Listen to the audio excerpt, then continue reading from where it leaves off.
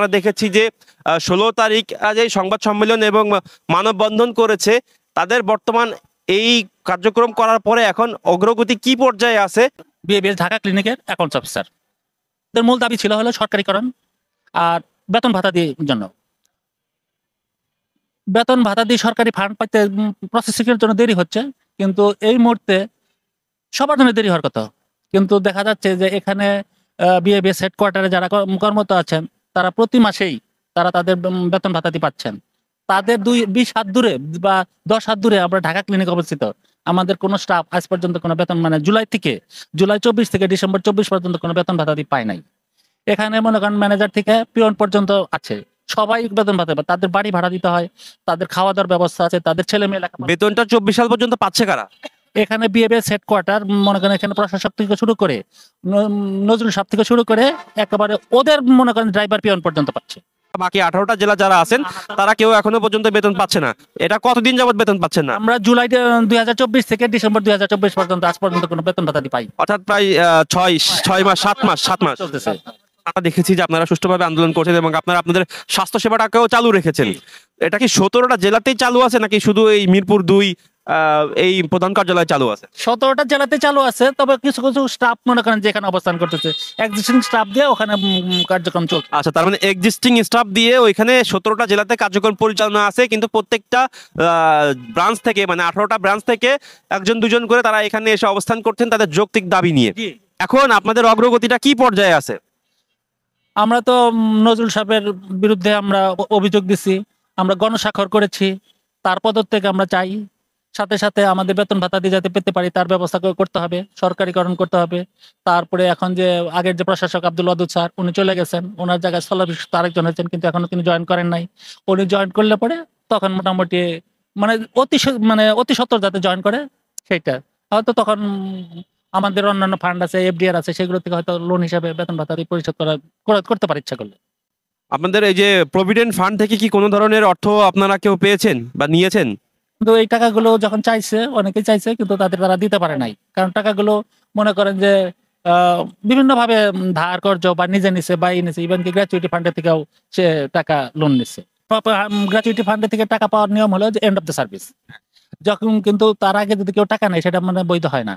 যে অ্যাকাউন্টস প্রধান যে ডিডি ফাইন্যান্স নজরুল সাহেবের বিরুদ্ধে আপনাদের আনিত যে অভিযোগগুলো আছে, আমরা মোটামুটি দেখতে পাচ্ছি আজকে 18 তারিখ, আজকে কিন্তু উনি একটা কনফারেন্স করেছে, প্রেস কনফারেন্স ঢাকা প্রেস ক্লাবে। এখানেও কিন্তু উনি ওনার কিছু বক্তব্য পেশ করেছে আপনাদের বিরুদ্ধে। আচ্ছা, আমি দেখেছি উনি শুধু ম্যাটারনিটিকে হাইলাইট করছেন, কিন্তু যে 17টা জেলায় যে 18টা ক্লিনিক ওই সম্বন্ধে কিন্তু কোনো কথা তিনি বলেন নাই। কারণ বলার সাহস বা কোনো যোগ্যতা তার কোনোটাই নাই, কারণ বলতে গেলে ওই থলের বিড়াল বেড়ে আসবে। মোহাম্মদ আবুল কালাম আজাদ। কোথা থেকে আসছেন? আমি ঢাকা ম্যাটারনিটি হসপিটালে সায়েন্টিফিক অফিসার হিসেবে ল্যাবে কর্মরত আছি। প্রশাসক আসার কথা, উনি এখনো আসে আমাদের এখানে জয়েন করেনি। কাজে আমরা এখন সম্পূর্ণভাবে অভিভাবকহীন আছি। এই জন্য আমরা চাই দ্রুত একজন যেন প্রশাসক এখানে নিয়োগ করা হয়। আমি ভোলার থেকে আসছি। আপনার কি অভিযোগ? আমার নাম শামসুদ্দিন। আমি মাঠ কর্মী, আজকে 15-16 বছর কাজ করি। এই যে আওয়ামী লীগের দোসররা এই সিন্ডিকেট করিয়া আমাদের অফিসের থেকে বাইর করিয়া দেয়, তার দোসর আছে কিছু। এই হেড অফিসের দোহাই দিয়া আমার 3টা মেয়ে একটা ছেলে না খায়া। আওয়ামী লীগের দোষর বলতে আপনি কাকে বোঝাচ্ছেন? এই যে প্রশাসক স্যারে নাম কি? নজরুল স্যার। এগো কাছে কয়েকবার আইছি, নিজের গাড়ির টাকা দিয়ে আইছি, কত কষ্ট করে লঞ্চে এখানে আয়া মশার কামড় খাইতেছি, পোলা পানি বাসায় না খাইয়া মরতেছে। আমার করে বলে কি কাজ করেন, আরেকটার কাছে আয়া পাওয়া ধরলে 5 লাথি মারিয়া হরাইয়া দেয়।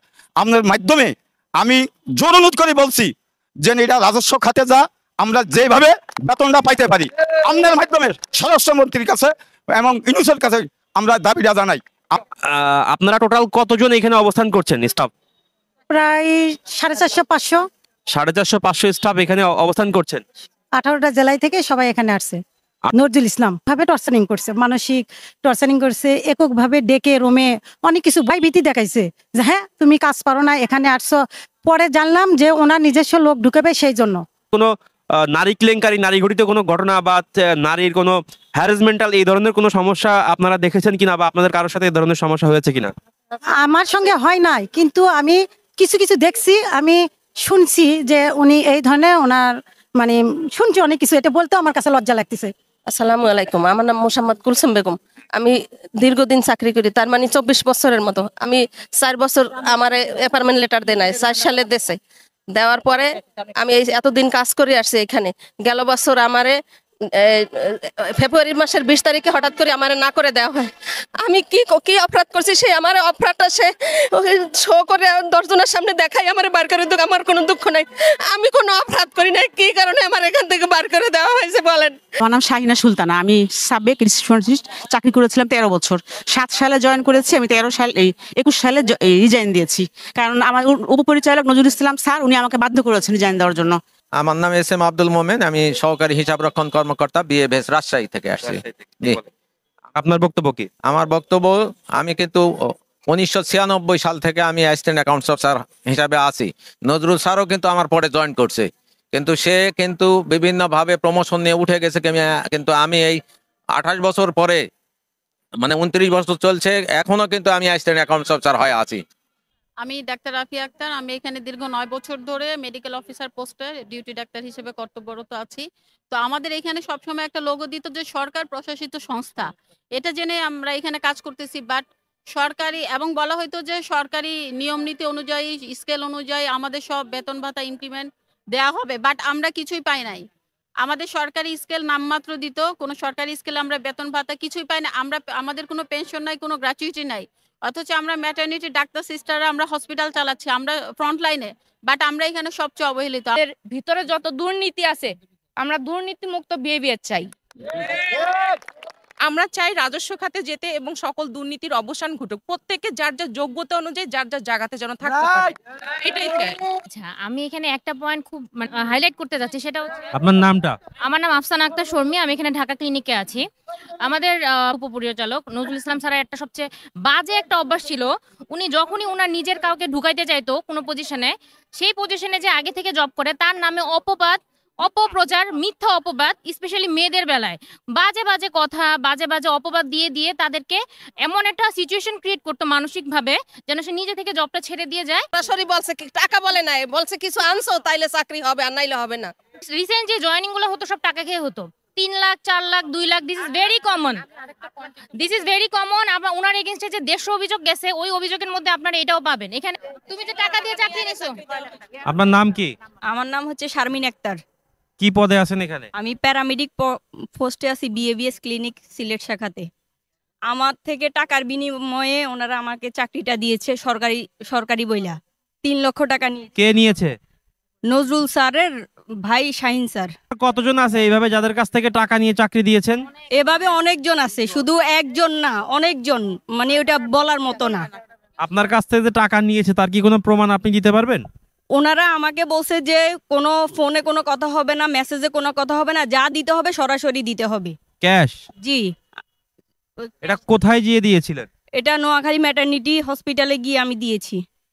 কার কাছে? নজরুল সাহেবের কাছে না নজরুল সাহেবের ভাইয়ের কাছে? নজরুল সাহেবের ভাইয়ের কাছে। তার নাম কি? তার নাম হচ্ছে শাহিন। সে ওখানকার কি পর্যায়ে আছে? উনি ওইখানকার অ্যাকাউন্টস অফিসার পদে আছে, নোয়াখালী ম্যাটারনিটির। জি জি। যে কারণে আমি সবাই টিভি নিউজটা আমি আমার পার্সোনাল ফেসবুক পেজে শেয়ার করি। নজরুল ইসলাম ওনার ওয়াইফ ফোন দেয়, অকথ্য ভাষায় গালিগালাজ করে এবং মেরে ফেলার হুমকি দেয়। তার কোনো রেকর্ডিং কি আছে আপনাদের কাছে? না, রেকর্ডিংটা নাই, ওটা একটা ছোট বাটন ফোন ছিল, যে জন্য ওটাতে রেকর্ডিং ছিল না। উনি একটা, আমি এখানে প্যারামেডিক হিসেবে আছি, কিন্তু আমার পদবি হচ্ছে মেডিকেল টেকনোলজিস্ট। উনি নজরুল ইসলাম হচ্ছে ওনার ভাগ্নি, ওনার বোন, ওনার আত্মীয় স্বজন নিয়ে এসে এক একজনকে এক এক পদে রেখে দিয়েছে, কিন্তু আমরা যে যোগ্যতা অনুযায়ী যেই পদটা পাবো উনি আমাদেরকে কখনোই দেয়নি। এই বিষয় নিয়ে ওনার সামনে কোনো কথা বলারও কোনো সুযোগ দেয়নি। সব সময় উনি ওনার আত্মীয় স্বজনদেরকে নিয়ে এসে এমনি এক জায়গায় বসায় রাখছে। এই ওনার ভাগ্নি হচ্ছে নার্স, কিন্তু বসায় রাখছে আমাদের ল্যাবে, এটা কোনো কথার মধ্যে পড়ে না। সব সময় উনি দুর্নীতির মধ্যেই থেকেই ওনার আত্মীয় স্বজন সবাইকে সব জায়গাতেই বসায় রাখছে। ওনার আত্মীয় স্বজনের জন্য, ইভেন ওনার জন্য আমরা কখনোই কোনো কথা বলতে পারিনি। আর অনিয়ম তো আছেই, অনিয়ম তো সবসময় উনি করে বেড়াচ্ছে। মাস্টার ডিগ্রি পাস, বলছে আপনারা সিবি জমা দেন। আমরা সিবি জমা দিছি। আমাকে এমন এমন মনে করেন লোক আছে যে 25 বছর 26 বছর চাকরি করে, ওনার ছেলে মেয়ের সিবি জমা দিছে, ওইগুলা নিচে ফেলাই থুয়া ওনাগো সব আত্মীয় স্বজন আইনা চাকরি দিছে 8 পাস, সেগুলা চাকরি দিছে, সেগুলার বেতন 25,000 30,000 টাকা। আমি মোহাম্মদ ফারুক হোসেন, আমি বিএবিএসে আছি আজকে 18 বছর ধরে। আমি 18 বছরে বেতন আজকে 12,000 টাকা, কিন্তু আমার যে অত্যাচার করতো ওনার রুমে নিয়ে ওনার দেহের মতো শরীরটা আমার টিপাইতো, ওনার রান পাও আমার মেসেজ করাইতো। যদি আমি না করতাম তাহলে আমার উপর অনেক রাগারাগি করতো, বলতাম যে স্যার আমাদের বেতনগুলো একটু বাড়ায় দেন। কত মাত্র বেতন বাড়াম তো আমরা সেবা করা ঠিক মতো বেতন বাড়ায় দিব না। দ্বিতীয় হয়েছে ওনার কিছু আত্মীয় স্বজন রিসিপশনে আছে যে কোনো কারণে আমাদের হুমকি দিত যে কিছু হলে আমার ভাই আছে বাইরে দিয়ে তোমার চাকরি খাই ফেলবো। ধরুন একটা কাজের জন্য গেছি, যা পারে করে দেন, ডাইরেক্ট না করে যে আমরা পারবো না, কিছু বললে আমার বাড়ির কাছে বিচার দেবো, আমার বাইরে অফিস এটা। 8টা বাজে ডিউটি, 8টা থেকে 2টা পর্যন্ত, কিন্তু ওনার জন্য আমরা 12টা পর্যন্ত অফিস করতে হইতো। আমার নাম মোহাম্মদ শাহাবুদ্দিন স্যার, আমার বাড়ি ভোলা। এই ভোলাকা একটা ম্যাটার্নিটি চালু হইব স্যার, এটা উদ্বোধন করবো। উনি আমাকে টাকা চাইছে, কত অঙ্ক চাই না, টাকা দিলে তোমাকে ছেলেকে চাকরি হবে। এখানে দৃষ্টি আকর্ষণ করব প্রশাসক মহোদয়ের এবং প্রশাসনিক যারা আছেন। ধন্যবাদ। আমি হাসান হাবিব, দৈনিক প্রতিদিনের কাগজ, ঢাকা।